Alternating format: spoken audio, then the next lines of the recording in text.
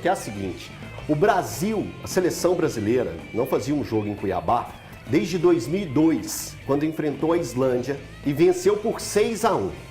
Aí eu fico pensando, cara, como é emocionante para a criançada, para as pessoas locais, independente se é em Cuiabá, se é no Rio, se é em São Paulo, se é em Belo Horizonte, a importância que tem seleção brasileira.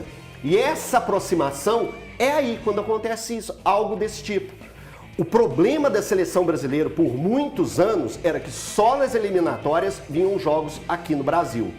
Fazer isso também em amistosos, dar essa oportunidade para todo o continente todo, o Brasil, que é continental, com suas dimensões continentais, terem essa oportunidade.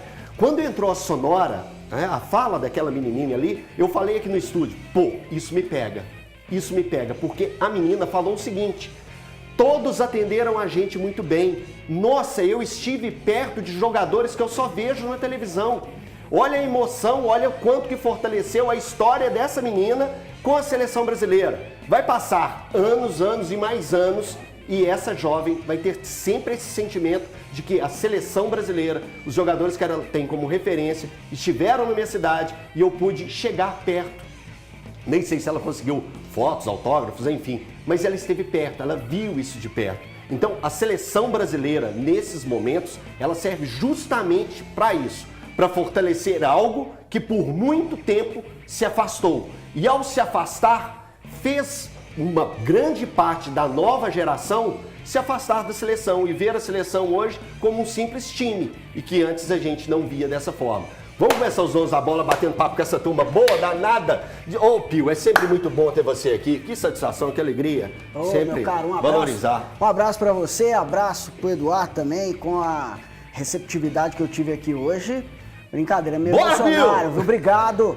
Que isso, vocês são fera, sou muito fã de vocês e participar aqui é sempre um prazer. Eu sou fã de quase todo mundo que tá aqui, mas eu vou revelar isso só depois. Só no final. Ô, Pio, eu já queria começar com você, falando a respeito da seleção brasileira. Esse jogo em Cuiabá, eu brinquei no início, quando a forte equipe da Venezuela, que quando a gente acha que vai montar um grande time, acaba não sendo aquilo. É um jogo que a gente tem que imaginar, como o Thiago sempre coloca, que é o favoritismo do Brasil, tem que ser mostrado dentro de campo. É jogo para fazer saldo de gols? Cara, é aquela história, né? Todo mundo fala que não existe mais bobo no futebol. É mais ou menos isso. O Brasil é favorito, não tenho dúvida nenhuma disso. A história do futebol brasileiro, ela mostra o quanto o Brasil ele tem esse favoritismo. Mas a Venezuela não tem jogador mais bobo, não são aqueles camaradas que jogam em qualquer lugar, não. Vêm pro futebol brasileiro os venezuelanos e fazem um bom papel, não tem feito um papel ruim por aqui. Tem jogado também fora do país, na Europa, tem feito um bom trabalho de base. Então, assim, é claro que o Brasil ele é favorito por vários motivos, pela técnica, pelo clima também de Cuiabá. Você falou que o Brasil volta a Cuiabá depois de 21 anos? Isso. Porque também é sacanagem levar a Islândia pra jogar em Cuiabá, né? Imagina. Derreteram os camaradas tudo lá. Eu tô tentando forçar a cabeça aqui pra tentar lembrar desse jogo assim, mas eu não tô lembrando. Não tô lembrando. Só uma coisa sobre Brasil e Venezuela, eu acho que o Brasil tem que vencer esse jogo. E vencer até com certa facilidade. É o famoso fazer saldo, né, Thiagão? Em 28 partidas entre as duas seleções, na história, a Venezuela ganhou um jogo. E foi em 2008. Num amistoso disputado no Gillette Stadium, 2-0 para a Venezuela. O time era comandado pelo Dunga naquela época. E aí depois disso foram mais 10 jogos. 7 vitórias do Brasil, 3 empates. Justamente os únicos 3 empates que as seleções têm entre elas. Então assim, 28 partidas, 24 vitórias do Brasil, 1 da Venezuela e 3 empates. O Brasil fez 96 gols contra a Venezuela em 28 partidas. A Venezuela fez 9 gols contra o Brasil. Nossa, é muita diferença. Em 28 partidas. E tem uma diferença muito absurda. Eu, honestamente, espero uma vitória com certa tranquilidade diante da Venezuela. Pela diferença que existe entre as duas seleções. A história, inclusive, mostra isso. Então, amanhã, eu espero uma vitória até tranquila da seleção brasileira. Ô Valu, tem alguém que está te chamando a atenção, assim, para você falar assim, eu queria ver esse cara jogando na seleção e pode ser que ele tenha essa oportunidade dessa turma que foi convocada? Boa tarde. Boa tarde para você, Elton, Dola, Pio, Thiago e telespectadores. Eu gostaria de ver o André.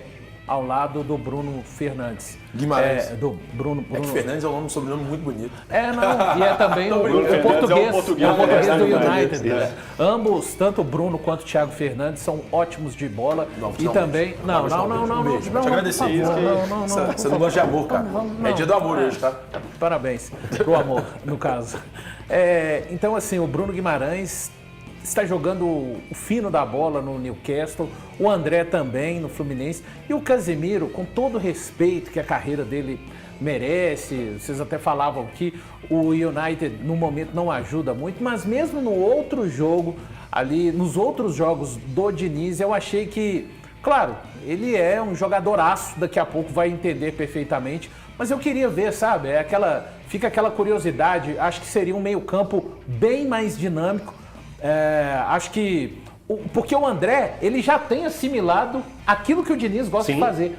E me parece que o Casemiro está ainda tentando se adequar, porque vamos lá, voltando a maneira como jogava o Tite, ele jogava de uma forma mais posturada ali na frente da defesa, enfim, sendo o primeiro volante mesmo, agora ele tem que fazer movimentos mais diferentes com o Diniz, enfim, mas só isso. O Brasil é mega favorito e eu vou lá na KTO, não coloco menos de 3 pro Brasil de jeito nenhum. Isso é bom, hein? Isso é bom, isso é bom.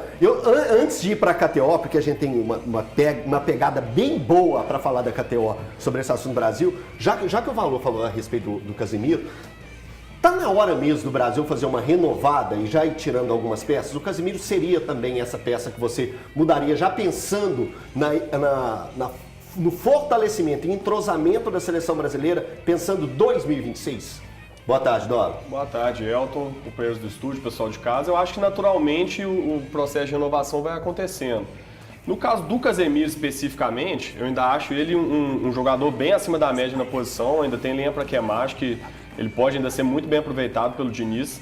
Mas, ao mesmo tempo, eu concordo com o Valu, porque esses jogos das eliminatórias, principalmente contra seleções um pouco mais fracas, como é o caso da Venezuela, que eu concordo com o Thiago que o Brasil tem que ganhar também, é um momento bom para se testar jogadores diferentes. Porque o Diniz tem poucas datas disponíveis para fazer esses testes, né? A gente tem visto uma dificuldade cada vez maior da seleção brasileira conseguir fazer amistosos contra as seleções mais fortes, né? Por causa do calendário, principalmente dos europeus também, que fica muito limitado. Então esses jogos das eliminatórias, como o Brasil é amplo favorito na grande maioria, são situações em que o treinador pode aproveitar para testar jogadores novos, como é o caso do André, que eu também gostaria de ver. Nem que seja durante o jogo, né? Como titular, a gente já viu aí a prévia, o Casemiro deve jogar mesmo ao lado do Bruno Guimarães, mas é um jogador para ser testado, assim como vários outros. Por exemplo, um que não está disponível, mas que ao longo do tempo, nesse ciclo, vai aparecer, que é o Vitor Roque, por exemplo, né? Até o Ender, que se melhorar um pouco no Palmeiras, por que não também, né? Começar a ter oportunidades na seleção, para a gente ver realmente esses jogadores que em potencial podem agregar muito, se para agora eles já estão também prontos e começar a testar, dar rodagem mesmo, assim como é feito, né, na categoria de base quando o jogador sobe para o profissional. Tem que fazer realmente essas experimentações e o Diniz tem essa possibilidade já nas eliminatórias, porque o Brasil é o favorito na maioria dos jogos. Se você fosse passar na KTO, você colocaria quantos gols? Dá para pôr mais de 2.